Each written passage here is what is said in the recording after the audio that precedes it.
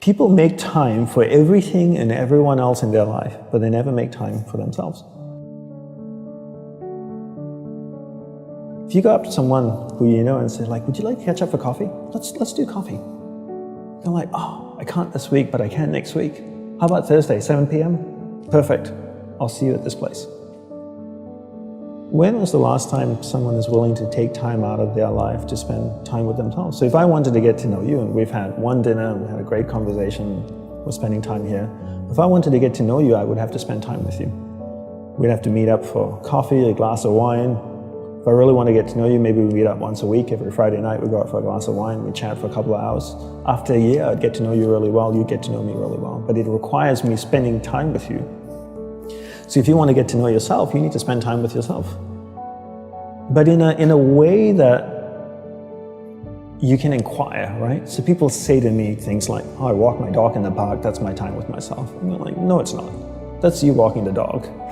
People go like, oh, I go for a jog, that's my alone time. No, that's you jogging, avoiding traffic, watching where you're stepping so you don't trip and fall over. Spending time with yourself is sitting down, closing your eyes, not interacting with the outside world, and actually going inside and having that conversation. The same conversation I would have with you and say like, hey Brian, so where did you grow up? You know, you said California, do you like to surf? No? Hate the water? Love the water? Tell me, right? And people don't have that conversation, and because they don't have that conversation with themselves, they don't end up knowing what they want in life. Because they don't know what they want in life, they can't focus that finite amount of energy, and then they don't live a lifestyle that brings them happiness, and most people end up being unhappy. A couple of things I would say. One is simplify your life. Everybody's so busy. Everybody's got a lot of things to do. We don't actually have a lot of things to do. Right, we like being distracted because then we don't have to think about ourselves. And we don't have priorities in life. Most people don't have clear priorities in life. You know, for me, my goal is to simplify my life, simplify the number of people in my life, and simplify the number of things in my life. We only have a finite amount of energy each day, right? But every year, we have more people in our lives. Is that a fair statement? More Facebook friends, more people you're connected with, but your energy stays the same. So that's not a proportionate growth. If your energy is increasing every year proportionately with the number of things and people in your life, then we don't have to talk about this. But your energy level is the same. But the amount of people and things in your life are growing almost exponentially. So whereas that doesn't work. So for me, it's always about simplifying first the people and things into your life, into who and what's most important, taking that finite energy that you have each day and focusing. Second step is learning how to focus and concentrate that finite amount of energy into the people and things that truly matter. Now you start to create a lifestyle that you actually love because you're invested into people and things that matter. And the byproduct of that is happiness.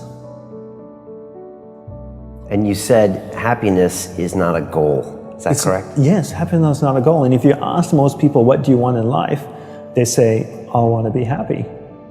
Right? Would that be a fair statement? I mean, literally, it's in the U.S. Constitution, I think, the pursuit of happiness. The pursuit of happiness. Right. I always say you should never pursue happiness. Don't pursue happiness. Pursue a lifestyle where the byproduct of that lifestyle is happiness. So happiness comes as a byproduct. I spend time with the people that I love. What is my byproduct? I'm happy. I spend time with people I don't like. I'm not happy. So don't pursue happiness. Pursue a lifestyle that gives happiness. But in order to pursue that lifestyle, you need to be clear what you want in life. What's your purpose in life? And people don't know this because they don't spend any time with themselves. People think that the more you meditate, the better it is. So 20 minutes of meditation is not as great as 3 hours of meditation. And it's actually not how we work. For us, we believed in quality as opposed to quantity. We spent the whole day preparing to meditate. What comes before meditation? Concentration. Concentration comes before meditation. So you need to learn how to concentrate in order to meditate. And we believe that you can't meditate if you can't concentrate. So we spend the whole day focusing on concentration. So when I spoke with someone in the monastery, I spoke with another monk, I gave them my undivided attention. When I worked on my laptop, I focused on working on my laptop. When I swept the sidewalk, I focused on sweeping the sidewalk. So throughout the day, I'm practicing concentration. Now when I go to sit down to meditate, I'm really focused and I can have a dynamic meditation session. And I always use the simple analogy of, take Usain Bolt, for example, the sprinter, right? I don't know much about him except he won 3 gold medals, fastest man on earth from Jamaica. I can make an assumption and tell me if I'm wrong that his whole day is structured, that he eats the right kinds of food and drinks the right amount of water. He goes to the gym. If you look at the boy, he's ripped, right? Probably works out, runs every day, I'm sure, sprints, does all kinds of things. But his whole day is preparing him for 9.57 seconds or whatever it is his world record is, not the other way around. And people come up to me all the time, Brian, and they say, Dhanapani, I'm so stressed out, I've got so much happening in my life. Do you think if I meditate for 5 minutes in the morning, it'll help my whole day? I'm going like, well, what are you doing the remaining 23 hours and 55 minutes? That's what I want to know. Because if you try to meditate for 5 minutes in the morning and the rest of the day you just live a chaotic life, that's not, it's a good start, but it's not really helping you. It's like eating a carrot in the morning and then eating hamburgers and fries all day and hoping to have a healthy diet.